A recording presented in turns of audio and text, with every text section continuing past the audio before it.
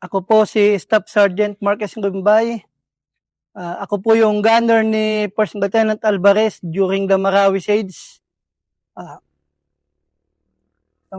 Ako naman si Sergeant Eric Navarro, dismounted team ng Pangasinan Simba Fighting Vehicle. Parehas kaming napalaban sa unang araw ng Marawi. 24 May nung ako ay nasa Commando B-150 habang kami ay inaatake ng mga maote.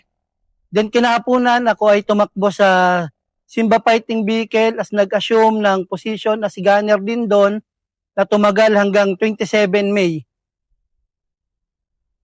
Ay inaanyayahan namin kayo na sumapi sa Armor Pambato Division.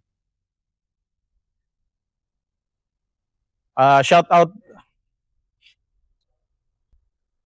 out pala sa mga magigiting na sundalo ng Pambato Division, mga astig.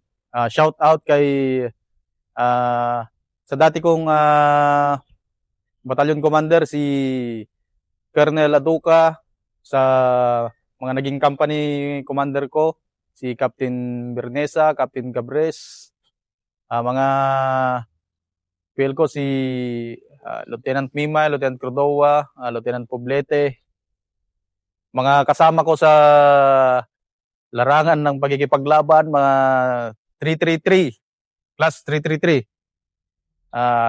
Shout out din sa mga kabats ko na hanggang ngayon nandiyan pa sa Fort Mec 306. Shout out sa inyo. Shout out din sa aking former battalion commander na si Colonel Goyena, sir. As Pambato, member of the Pambato Division, sir, I am very thankful and proud na naging part ako ng history, sir. Yung commander ko ng vehicle, si Jeremy Abaya, si Jablo Maglanok. Sa pamilya ko, shout out sa misis ko. Sa tropa namin sa 32nd ngayon na pinangungunahan ni Captain Kaasi. Lieutenant Makalintal na kasama ko ngayon. Sa battalion commander namin ngayon si Lieutenant Colonel Hernani Martin. Sir, shout out sir.